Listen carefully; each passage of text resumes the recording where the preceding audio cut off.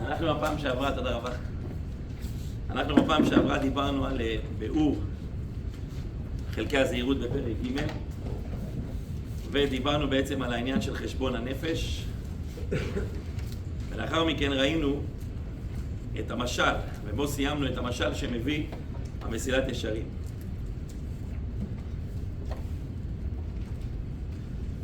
זה נמצא בעמוד כ"ג למטה. עמוד כ"ג, והוא מה שאמרו זיכרונם לברכה. אומר הרמח"ל, והוא מה שאמרו זיכרונם לברכה, תחשת חושך ויהי לילה, זה העולם הזה שדומה ללילה. חז"ל משווים את העולם הזה ללילה. באמת דומה העולם הזה ללילה, והבין כמה נפלא המאמר האמיתי הזה למי שמעמיק להבין בו. כי הנה חושך הלילה שני מיני טעויות אפשר לו שיגרום לעין האדם. שני מיני טעויות יכולים לצאת מהחושך. או יכסה את העין עד שלא יראה מה שלפניו, או שיתה אותו עד שיראה לו עמוד כאילו אדם, ואדם כאילו עמוד. הלילה יש בו שתי בעיות. בעיה אחת שיש בחושך, שיש דברים שאתה לא רואה אותם בחושך. אבל יכול להיות שיש בעיה יותר גדולה מהשנייה. שבעצם הלילה מתעתע אותך ויש דבר אחד שאתה חושב שהוא משהו מסוים, אבל פתאום גילית שזה משהו אחר. נכון, שבוע שעבר נתנו את הסיפור הזה על אותם שניים שראו איזה משהו זז. אחד אומר לו, בוא נתראה איזה חתול יפה. הוא אומר לו, מה פתאום זאת יונה? הוא אומר לו, לא, זה חתול. הוא אומר לו, לא, זאת יונה.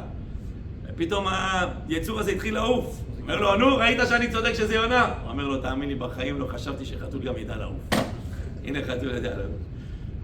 המשל הזה, הסיפור הזה הוא כל כך חשוב, שזה בעצם יגרום לנו להבין נקודה מסוימת. ותראו מה הוא כותב כאן. כן, חומריות וגשמיות העולם הזה. הנה הוא חושך הלילה, הנה השכל וגורם לו שתי טעויות. האחת אינו מניח לו שיראה המרשולות שבדרכי העולם, ונמצאים הפתאים הולכים לבטח ונופלים ועובדים מבלי שהגיע פחד תחילה, וכו' וכו'. והטעות השנייה והיא קשה מן הראשונה, פסקה הבאה, שמטעה ראייתם עד שרואים הרע כאילו הוא ממש טוב, והטוב כאילו הוא רע. ומתוך כך מתחזקים ומחזיקים מעשיהם הרעים. וזו נקודה חשובה ביותר, כי זאת סכנה מאוד מאוד גדולה. אומר המסילת ישרים, העולם הזה דומה ללילה. שכבר דיברנו כמה פעמים, העולם הזה זה בעצם ההתעסקות החומרית מבלי לגוע בעומק החיים. שאדם הוא מאוד מאוד חומרני, ממילא מה שינהל לו את החיים זה חמשת החושים שלו. וברגע שחמשת החושים מנהלים לו את החיים, בעיה הראשונה שקורית זה שהוא לא רואה. יש דברים שהוא לא שם לב בכלל שהם בעייתיים, הוא לא מצליח לראות את זה. הרבה פעמים קרה לי בכל מיני הזדמנויות שאתה רואה אנשים מדברים, אתה רואה את גודל הטעות שלו, ואתה רואה כמה, אבל הוא נמצא בתוך מקום אחר, הוא נמצא באיזה עמוק של איזה, בטוח שהוא הכי צודק בעולם, ואצלו הכל נכון, ואתה אומר, אין, זה ברור שעוד שבוע יגיד טעיתי. אבל באותו רגע הוא לא רואה את זה. למה? כי יכול להיות שהייתה גאווה באותו רגע, יכול להיות שהיה כעס באותו רגע. זה בעצם החושניות, החומרנות שגורמת לאדם להיות מצומצם סביב עצמו, ולא לראות שום דבר אחר חוץ מאת עצמו. לאט לאט שהוא משתחרר, הוא פתאום קולט, בוא איך ראיתי את הדברים בכלל בצורה הזו. אז זו נקודה ראשונה שאתה לא רואה. אבל הנקודה השנייה היא חמורה יותר. כיוון שמה שמנהל אותך זה חמשת החושים שלך, צריך לדעת שזה פשוט ינהל לך את החיים. זה ינהל לך את החיים בכל דבר, וזו נקודה מאוד מאוד אדירה. כל דבר אתה גם תהפוך אותו לאידיאל. למה תהפוך אותו לאידיאל? כי אתה רוצה להידבק במה שכיף לך, אתה רוצה להידבק במה שטוב לך. אז הלילה הזה מטה אותך, וגורם לך שהרע יהפוך לטוב. וזו נקודה חשובה ביותר. אתם יודעים, פעם דיברנו על זה שחז"ל אומרים, שכתוב נוח לו לאדם שלא נברא יותר משנברא. מזכיר את זה המסילת ישרים. נוח לו לאדם שלא נברא יותר משנברא. שאומרים לך נוח לו, בית שמאי ובית הלל, כתוב שנתיים דנו בית שמאי ובית הלל, האם נוח לו לאדם שנברא יותר משנברא, נמנו וגם הוא נוח לו לאדם שלא נברא יותר משנברא. לכאורה אמירה כזאת יכולה לגרום לנו לפסימיות מאוד גדולה, וגם לפסיביות מאוד. תראה, אתה קם בבוקר, רואה את הבן אדם הראשון שאתה רואה אותו בבוקר, אומר לך, אחי, באמת היה עדיף שלא היית פה איתנו היום. ואיזה קשה לשמוע דבר כזה, שמי שאומר לך דבר כזה, מוריד לך את כל הרוח. לא רק שהוא מוריד לך את כל הרוח, אין לך חשק באותו יום לעשות כלום. תראו לכם, המעסיק שלכם אומר לכם, היה עדיף שלא היית בה. זה מבאס את החיים. עכשיו, כאן זה לא המעסיק, כאן זה חז"ל. חז"ל כאילו באים לכולנו ואומרים, חברים, היה טוב שלא הייתם כאן. נוח לו לאדם שלא נברא. עכשיו שנברא, מה זה נוח לו לאדם שלא נברא? אתה גורם לנו גם להסתכלות פסימית על החיים, לא בא לך לחיות, וממילא גם אתה תהיה פסיבי, אתה לא תעשה שום דבר שאומרים לך שהיה עדיף שלא היית פה. מדייק בעל ספר מי השילוח ראה שכתוב נוח ולא טוב. כי נוח זה המקום שממנו באנו והמקום שאליו אנו שווים. אבל טוב לו לאדם שבא לעולם הזה. כי לעולם הזה באנו לעשות את מה שטוב ולא באנו לעשות את מה שנוח. תמיד מקובל להגיד שיש יצר הרע ויש יצר הטוב. צריך לדעת שיש יצר שלישי. היצר השלישי קוראים לו מה? יצר הנוח. יצר הנוח זה הסכנה הכי גדולה שיכולה להיות. כי יצר הנוח הוא בעצם הופך כל חולשה לאידיאל. וכשאתה הופך כל חולשה לאידיאל, הסיכוי שלך להתקדם הוא אפסי. יש המון דוגמאות כדי להבין את הדבר הזה. אבל בואו ניתן דוגמה. הרבה פעמים אמרנו, יש שיעור בזמן מסוים. ואפשרות ראשונה של בן אדם, הבן אדם הראשון, יש לו יצר הטוב. מה זה אומר יש לו יצר הטוב? הוא נשאר לשיעור. יש בן אדם, השעה הזאת של השיעור, קשה לו. רעב, רוצה לאכול, רוצה לשתות. אומר, זה לא זמן מתאים לשיעור. לא, הוא סליחה.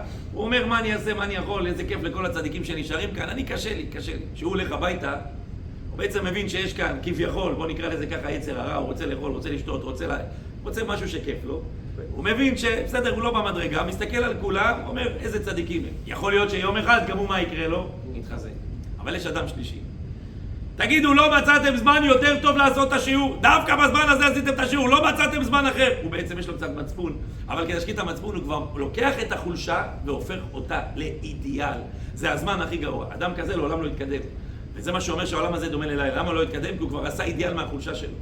זה קורה לנו בכל כך המון דברים בחיים, שאנחנו לא נשים לב שהרבה פעמים מה שמנהל אותנו זה החוויות החושניות. אתה בא לאולם, איפה אתה יושב? מה יושב לך בראש? איך אני הכי שמח חתן וכלה, או איך אני אוכל הכי טוב? וזה הרבה פעמים יושב לך בראש חזק, איפה כדאי לשבת, איפה לא יפריעו, איפה אני אוכל לשבת בשקט, שאף אחד לא ישים לב שאני עסוק באוכל. ובלי לשים לב, אנחנו לא שמים לב בעצם שמה שמנהל לנו את החיים זה לא הערך, זה לא הפנים, אלא זה החוץ. וזה בכל כך המון דברים, שאם אתה בלי תודעה ובלי תובנה ובלי להעלות את זה למודעות, אתה חי רק ככה. אתה לא שם לב שאתה חי ככה. אתה עושה חשבונות עם אשתך על משהו ואתה בודק איך לך זה יסתדר יותר טוב. ואחרי זה אתה מוציא את זה בפה, לא, הכי טוב ככה וככה וככה וככה, אבל באמת כי אני עסוק מאוד בעצמי. וכיוון שאני עסוק מאוד בעצמי, אני לא חיפשתי מה יהיה באמת לנו נוח, אני חיפשתי מה יהיה לי נוח, ושהוצאתי את זה במילים. זה בעצם הפך להיות נוח לכולם. זה לקחת חולשה ולעשות ממנה אידיאל. עכשיו, ככל שאנחנו נהיה חושניים יותר, אין לנו סיכוי להתעלם מהדבר הזה. אין לנו סיכוי לברוח מהדבר הזה. הדבר הזה בטוח יגרום לזה שאנחנו בעצם נהיה סביב דבר חושני. בן אדם, אפילו בענייני חול, כדי שתבינו עד כמה זה חזק. הרופאים אמרו לו, תקשיב, אתה נמצא בבעיה בריאותית מאוד גדולה, יש כמה דברים שאסור לך עכשיו לאכול במשך חודשיים. אסור לך לשתות קולה, אסור לך לאכול את זה ואת זה, אסור לך לאכול כל מיני סוגי בשר מסוימים. אתה צריך להימנע מסוכר, וקולה אסור לך לשתות, כמו שאמר. אומרים לו, זה עכשיו 3 חודשים אתה חייב, ואם לא, המצב הבריאותי שלך מאוד מאוד מסתכל. אבל באמת אחרי חודשיים של התמדה, הזמינו אותו לאירוע. הוא מגיע לאירוע, עריכות, אולם ככה מטורף, עריכות שעולים שם באירוע, עריכות מאוד מאוד מאוד חזקים.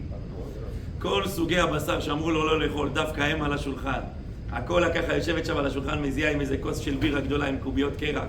מה שנשאר לו זה רק המלצר שמלא לו את הקולה לתוך הכוס, אמרו לו גם לא לשתות בירה, והוא ככה רואה את הכוס ורואה את קוביות הקרח, והוא מת לאכול מהבשר ומת לשתות. מה קורה לבן אדם הזה באותו רגע? הסיכוי שהוא ככה ייקח בלי לחשוב, הוא סיכוי אפסי, כי באמת אמרו לו שזה מסכן לו את החיים. אבל הוא חייב, הוא בסוף צריך לשתות מהקולה, הוא בסוף צריך לאכול מהבשר. מה קורה לו הרבה פעמים? זה כאילו הדעת, השכל עובר עליו משהו. ומה שעובר על השכל, ועוד רגע אני אסביר את זה יותר לעומק, אבל מה שעובר על השכל, השכל עכשיו צריך לבוא ולשרת את החושים. אז מה קורה? הוא פתאום נזכר, ברגע אחד, בשניות, הוא פתאום נזכר בכל אלו שהאריכו ימים, והאריכו ימים דווקא בגלל מה? תרשו דווקא בגלל מה? שהם שתו קולה. איך מישהו אמר לי, אני אומר לך, אני ראיתי פעם איזה מישהי בת 100 ומשהו, שאלו אותה, במה הארכת ימים? היא אמרה, אני כל בוקר שותה כוס קולה. זה מה שאמרה האישה הזאת. הוא פתאום נזכר באלה שהאריכו ימים בגלל זה, ואלה שאכלו את זה, ודווקא אלה, מה שקורה, הראש כל הזמן מוסד סביב זה שהדבר הכי נכון בעולם, והכי בריא בעולם עכשיו, זה לשתות את הקולה ולאכול את הבשר הזה. ובסוף היד שלו תגיע לקולה, והיד שלו תגיע לבשר. איך זה קרה? יש לנו 5 החושים, שהם מרכז החיים שלנו, חוש הטעם, חוש הריח, חוש הראייה, חוש השמיעה. צריך לדעת שהם מה שלנו את החיים. ומה שיקרה לכוח הנפשי הגדול שקוראים לו השכל, השכל ישרת את מה שהחושים מבקשים. ופשוט אתה תהפוך כל חולשה לאידיאל. וזה מטורף הדבר הזה. אתה חי חיי מתירנות מטורפים. אתה רוצה שכל אחד יעשה מה שבא לו. אתה רוצה שאף אחד לא יגיד לך מה לעשות. אז יש לנו פתרון. בואו נמציא דת, שלדת הזאת נקרא פלורליזם. הפלורליזם הזה יהיה פירושו שכל אחד והאמת שלו. אנחנו נוציא על זה ספרים, נעשה על זה המון מחקרים אקדמיים, אבל בסוף המסקנה תהיה שאני אוכל לחיות איך שבא לי, וזה מעוגן בספרים, וזה מעוגן באקדמיה, וזה מעוגן בכל דבר אפשרי. העיקר שבסוף נגיע למסקנה שכל אחד יחיה איך שבא לו. מה קרה? מה שניהל את אותו אדם זה החושים שלו, והיה חייב עכשיו לתת לשכל לשרת את החושים, אז הוא עכשיו יקים דעות שלמות, ומחקרים שלמים, וכספים שלמים על זה שכל אחד יחיה חיי מתירנות מטורפים. זה בהמון דברים, זה בהמון דברים, זה בהמון סוגיות. גם בסוגיית הלהט"ב, יצא לנו פעם לדבר על זה, לא יודע אם פה. צריך להעריך בזה המון המון המון המון. שזה שבני אדם יש להם נטיות, אף אחד לא חולק על זה. זה מה שפתחתי עכשיו, צריך לדבר שעה וחצי כדי שתבינו אותי, אני רק אומר על קצת על זה. זה שבני אדם יש להם נטיות, אף אחד לא מתערב בזה ואף אחד לא מדבר על זה. זה שבני אדם בסופו של דבר, בכל נטייה שיש לי, גם יש לי נטייה לכעס, יש לי נטייה לקנאה, יש לנו כל מיני נטיות. אנחנו צריכים בסופו של דבר ליישר אותם על פי המוסר ועל פי רצון השם ועל פי רצון התורה. ואנחנו צריכים ליישר את עצמנו על פי מה שהקדוש ברוך הוא רוצה. מטרת בני אדם זה לקחת את הטבעיות, את הטבע שהם נולדו איתו, ולהצליח בסופו של דבר ליישר ולשפץ אותו. אבל הדבר הכי נורא והיום זה שלוקחים את הטבע ומנסים להשאיר אותו כמו שהוא ועושים אידיאל שלם מהטבע. ועושים אידיאל שלם מאותה נטייה. וכשאתה עושה אידיאל שלם מאותה נטייה, האפשרות שלך להתקדם היא אפסית, כי הפכת את זה לאידיאל, הפכת את זה למטרה, הפכת את זה לתכלית. והסכנה הכי גדולה, שגם מי שרוצה לטפל בעצמו וגם מי שרוצה להשתחרר מהדבר הזה, הוא לא יכול להשתחרר מזה. למה? כי אף אחד לא יאפשר למישהו לטפל בדבר הזה, ואף אחד לא יאפשר למישהו להשתחרר מהדבר הזה. אני אומר לכם את זה על קצה המזלג, אבל זו נקודה המהותית ועמוקה מאוד. למשל, אנשים, אני לא משווה את הדברים, רק כדי שנבין את העיקרון. יש אנשים שנולדו עם חומרים מסוימים בגוף, בוא נקרא לזה ככה, שזה גרם לכל מיני תופעות נפשיות אצלם בחיים. והתופעות הנפשיות האלה יכולות לגרום לחרדה, התופעות הנפשיות האלה יכולות לגרום לדיכאון. יש דברים עוד יותר נוראים שאדם יכול לדמיין כל מיני דברים, לשמוע כל מיני דברים. והבינו שאנשים לא מסוגלים לחיות בצורה נורמלית בגלל הדבר הזה. אז מה עשו בגלל שהבינו שאנשים לא מסוגלים לחיות בצורה נורמלית? ישבו טובי המוחות בעולם. ישבו טובי המומחים בעולם, אמרו, יש פה בעיה, אנשים זועקים הצילו, אנחנו צריכים לעזור להם. ואז מה אמרו? ישבו, אנשים הכי מומחים בעולם, הכי חכמים בעולם בתחומים האלו, והצליחו להמציא כדורים. שהכדורים האלה יש טיפולים פסיכולוגיים, ולאחר מכן טיפולים פסיכיאטריים, שהכדורים האלה בסופו של דבר יכולים לגרום לבן אדם ממצב של דמיונות הזויים, למצב שהוא חי רגיל עלי אדמות.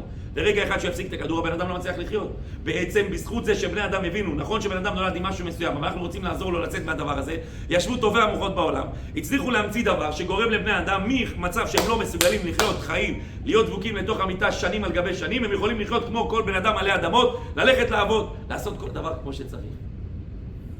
אותו דבר יכל לקרות גם בסוגיות האלה, שלפחות בן אדם שרוצה להתיישר על פי מה שהתורה רוצה, בן אדם שרוצה לכוון את הטבע שלו על פי מה שהקדוש ברוך הוא רוצה, היה יכול לעשות את זה.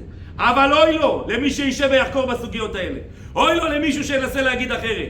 אוי לו למישהו שינסה לשבת על שולחן הדין ולתקן את הדבר הזה. או פתאום אנחנו כבר הוצאנו את כל המאמרים בעולם, את כל המחקרים האקדמיים בעולם.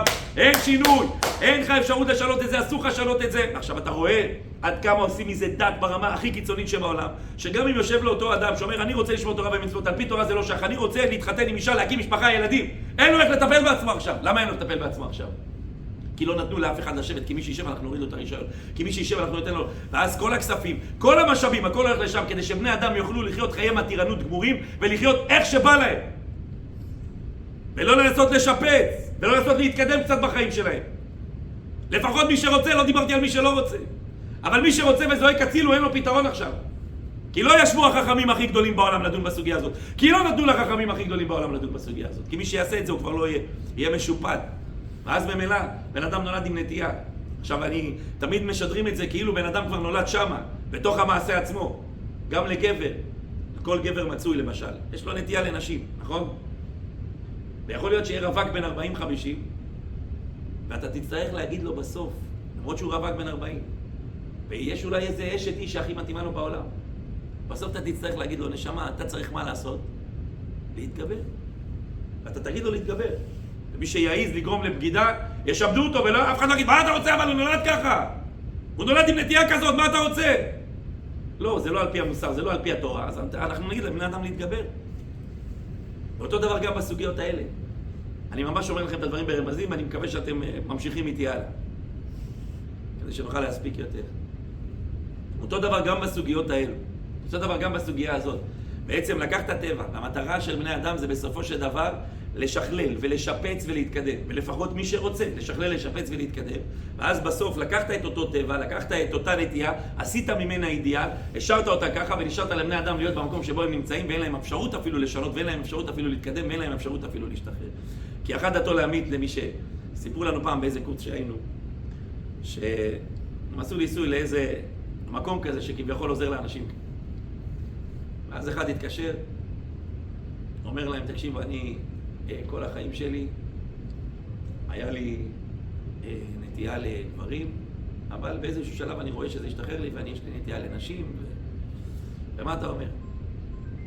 אז הם אומרים, לא, האמת שלך זה רק גברים, וזה מי שאתה, וטטטה, ועכשיו ניסו להטות אותך, וניסו להשפיע עליך, וניסו זה, ובגלל זה אתה חושב שיש לך נטייה לנשים, אבל באמת אתה יש לך נטייה יושב החבר שלו לידו בטלפון, מרים לידו טלפון, לאותו מקום. אומר להם, תראו, אני כל החיים שלי היה נטייה לנשים. ככה אומר להם, אני כל החיים שלי היה נטייה לנשים, אבל בזמן האחרון אני מרגיש שיש לי קצת נטייה לגברים. ומה אתם חושבים? מה אמרו לו בטלפון? זה מי שאתה, כל החיים עבדו עליך.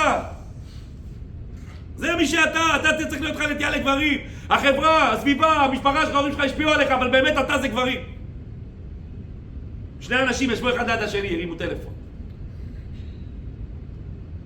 ללמדך שיש כאן אג'נדה מטורפת, שבתוך תוכה טמון, תן לכל אחד לעשות מה שבא לו, אל תפריע לאף אחד, תן לנו חיי הפקרות, תן לנו חיי חופש, ועכשיו אנחנו נעשה סביב זה אידיאל, ונכתוב על זה ספרים, ונכתוב על זה מאמרים, והכל יהיה מכוון לשם, כי יש לנו את הכסף לממן את המאמרים האלו ואת המחקרים האלו, והכל יהיה נוטה לשם, ובני אדם בסופו של דבר לא יוכלו להתקדם בחיים שלהם.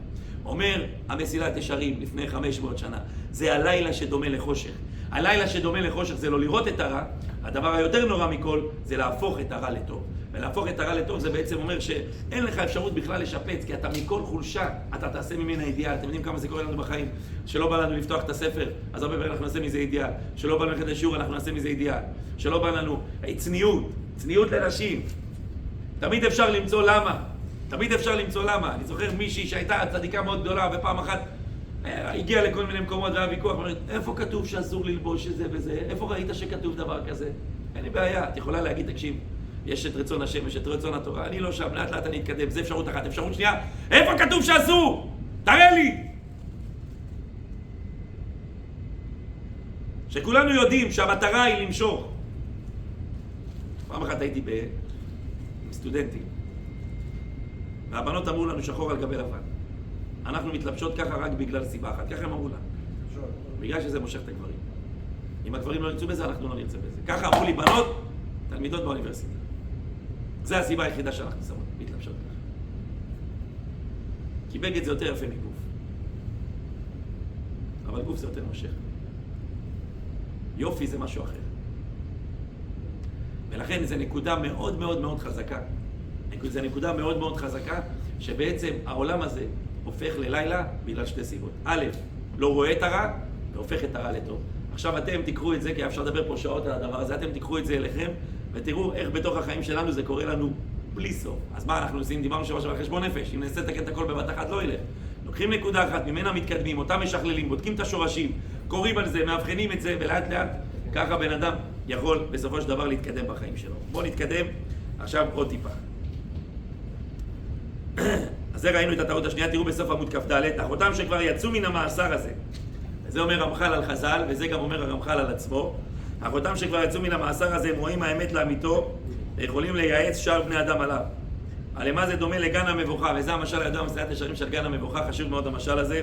הוא הגן הנטוע לצחוק הידוע אצל השרים, שהנטיעות עשויות קטנים, וביניהם שבילים רבים נבוכים ומעורבים, כולם דומים זה לזה. והתכלית בהם הוא להגיע אל האכסדרה אחת שבאמצעה. ואומנם השבילים האלה מהם ישרים ומגיעים באמת אל האכסדרה, אבל מהם משגים את האדם ומחריגים אותו ממנה. אמנם ההולך בין השבילים הזה לא יוכל לראות ולדעת איך אתה מסיים את המבוך, אבל מי שנמצא מלמעלה, או מי שעבר את המבוך, הוא ידע להגיד לך בעצם איך ללכת את המבוך הזה. כי כולם שווים ונפרש ביניהם לעין הוראת, אם לא שידע, דרך בבקיאות ודואי עניין שבר נרס בהם, וגם בהם תחליט שהוא אכסדרה. והנה העומד כבר על האכסדרה, הוא רואה את כל הדרכים לפניו, הוא מבחין בין האמיתיים ובין הכוסבים. הוא יכול להזהיר את ההולכים בם למורסי הדרך לכו בו. והנה מי שירצה להאמין לו, יגיע למקום המיועד. אומר הרב, אני מדלק, אין הדבר הזה, מי שעדיין לא משל ביצרו בתוך השבילים, אין לו סיכוי לדעת לצאת. אז למי תקשיב? תקשיב לחכמים. והם אומרים לך שהדרך היחידה לצאת מהמבוך זה על ידי בסופו של דבר חשבון הנפש. זה על ידי זה שבו ונחש בחשבונו של עולם. להרים את המודעות, לשים לב קודם מעשה ולשים לב לאחר מעשה. האם המעשה שאני עושה זה מהמעשים הטובים או הרעים? ולאחר מעשה לראות בעצם בסופו של דבר, האם המעשי הזה שעשיתי, האם עמדתי במשימה, לא עמדתי במשימה. הם אומרים לך שבואו חשבון, רק ככה האדם יוכל להתקדם. כללו של דבר, צריך האדם להיות מתבונן בשכלו תמיד בכל זמן ובזמן קבוע לו בהתבודדו. מהו הדרך האמיתי לפי חוק התורה שהאדם צריך ללך בו? בן אדם צריך לעשות חשבון נפש, אומר הרב. וכמו שדיברנו שבוע שעבר. ואחר כך יבוא להתבונן על מעשיו אם הם על זה הדרך או לא. בעצם, מהו הדרך האמיתי זה בצורה כללית, ובתוך הפרטים להסתכל קודם מעשה ולאחר מעשה. כי על ידי זה ודאי שלנקה להתאר מכל רע וליישר כל דרכיו. כמו שהכתוב אומר, פלס מעגל רגליך. בכל דרך הריקונו, תשים לב לאן אתה הולך. נחפשה דרכנו ונחקורה. ונשוב עד השם, אנחנו בפרק ד' בדרך קניית הזהירות. ברוך אתה ה' אלוהינו מלך העולם שהכל נהיה בדברו. אם אתם זוכרים, רבי פנחס בן יאיר אמר, תורה מביאה על ידי זהירות, זהירות מביאה על ידי זריזות, זריזות מביאה על ידי נקיות, נקיות מביאה על ידי פרישות, פרישות על ידי טהרה. המסייעת ישרים ראה את הברייתא הזאת בגמרא, והמסייעת ישרים הבין שכל מילה פה בסלע. הוא הבין בעצם שכל דבר פה הוא בעל ערך עצום, ובא ללמד אותנו לימוד של איך אנחנו בונים את האישיות שלנו. ולכן אומר לך, זהירות זה המדרגה הראשונה. בוא נסכם, מהי מדרגת הזהירות? שהאדם מתבונן ומפקח על מעשיו. הוא זהיר. זהיר זה בן אדם ששם לב לפני שהוא עושה משהו. הרי שאתה קונה רכב, אתה מאוד מאוד זהיר. כשאתה קונה בית, אתה מאוד זהיר. מה אתה עושה? אתה מתבונן, מפקח, הלו, הבן אדם הזה רמאי, לא רמאי. הבית הזה כדאי לי, לא כדאי לי. 1000 בדיקות אתה עושה לפני שאתה קונה את הבית. אומר המסילת ישרים, בכל דבר בחיים שלך, אתה עושה 1000 בדיקות. כשאתה הולך לסופר, אתה בודק באיזה סופר הכי כדאי לקנות. כשאתה קונה משחת שיניים, אתה כותב, אתה בודק מה הכי זול. בכל דבר בחיים שלך אתה בודק מה הכי כדאי, לאיזה רופא שיניים כדאי ללכת. כל דבר בחיים אתה זהיר, גם בבניין הרוחני שלך. אתה צריך להיות זהיר, לבדוק את כלל המעשים הטובים, ובתוך המעשים טובים קודם מעשה, ולאחר מעשה הזה הזהירות מתבונן ומפקח. מה יוביל אותנו אל הזהירות? זה כאן. עכשיו אני אגיד מה האמצעי שדרכו מגיעים לזהירות. אומר המסילת ישרים, הנה מה שמביא את האדם בדרך כלל אל הזהירות הוא לימוד התורה.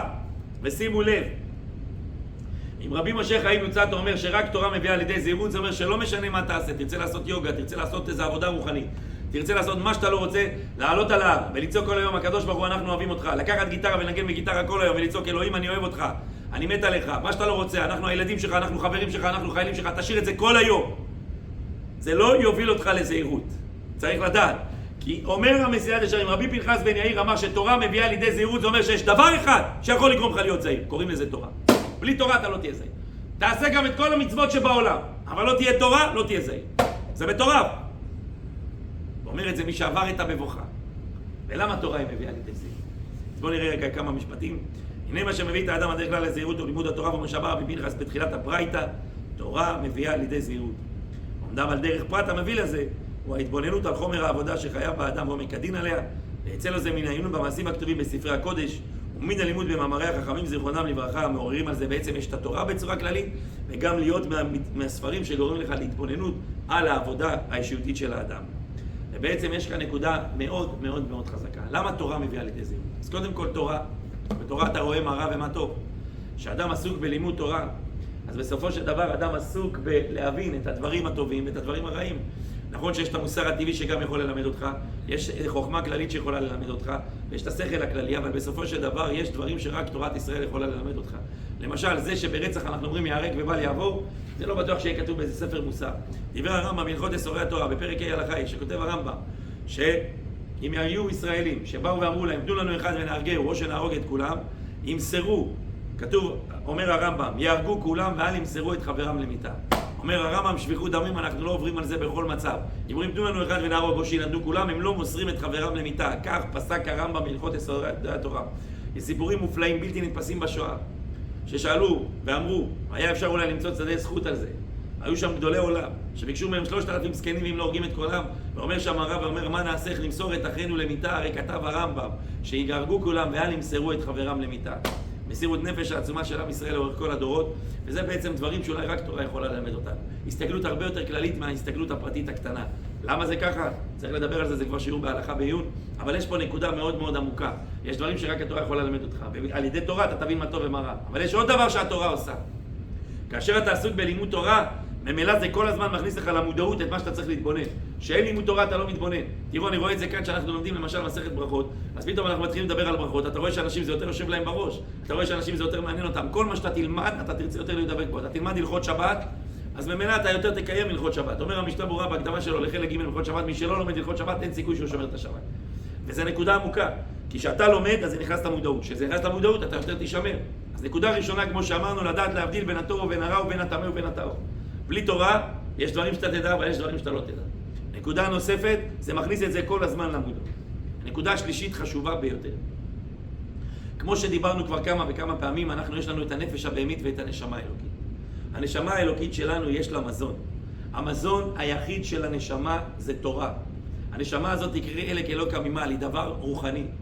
היא חלק אלוקא ממעל, היא זקוקה לדבר אלוקי. היא זקוקה לשכל האלוקי. ומה שמרומם את הנשמה, ומה שנותן אור לנשמה, זה לימוד התורה. אין שום מזון אחר שיכול לעזור לנשמה שלנו להתעורר, אלא רק אור התורה. ולא יודע אם נתנו כבר פה בשיעור הזה את המשל הזה. אבל אמרנו הרבה פעמים משל לחדר סגור. שיש שמש מהירה בחוץ והחדר סגור בווילונות. אז צריך מה לעשות? כדי שיכנס האור לחדר, לפתוח את הווילון. ככל שתפתח את הווילון יותר, השמש יותר תאיר על החדר. אותו דבר, הנשמה היא שמש גדולה, היא תוכן עצום שקיים בתוך האישיות שלך, בתוך עולם החיים שלך. ישות רוחנית עצומה ששואפת לבטא אידיאל, ששואפת לבטא טוב במציאות, ששואפת לבטא ערך במציאות. זאת הנשמה שלנו, והיא כל הזמן שואפת ומחפשת ומשתוקקת, אבל גם יש לה גוף. הגוף מושך למטה, הגוף מעיב, ואז הנשמה לא מצליחה להעיר על החיים שלך. מה יגרום לנשמה להעיר על החיים שלך? ככל שיותר נפתח את הווילון, הנשמה יותר תעיר על החיים שלנו. איך פותחים את הווילון? הווילון על ידי זיכוך הנפש. איך מזכחים את הנפש? על ידי לימוד התורה. כשאדם לומד תורה, הוא בעצם פותח את הווילונות. ככל שיפתח את הווילון, הוא יראה נשמה שיותר מהירה. מה זה נשמה שיותר מהירה? הוא פתאום הופך להיות יותר אידיאליסט. אתם יודעים, היום תלכו ברחובות, מתוך אלפי אנשים תנסו לחפש מישהו אידיאליסט, לא תמצאו בקלות. בבתי מדרש קורה דבר מופלא ביותר, בלתי נתפס בשכל אנושי. בלתי נתפס, אי אפשר לתפוס את זה. באים אליך הרבה פעמים חבורות על גבי חבורות על גבי חבורות של אנשים, שאתה יודע שעד היום שהם נכנסו לבית המדרש הם היו עסוקים רק בעצמם. לא עניין אותו אף אחד. אני, להיות קרבי, מה פתאום, אני ג'ובני, אני אנצל את המדינה, ככה הוא דיבר. הוא אמר המון דברים. הוא כל הזמן היה עסוק בחוויות החושניות שלו, כמו שדיברנו כל השיעור הזה, עסוק רק בעצמו.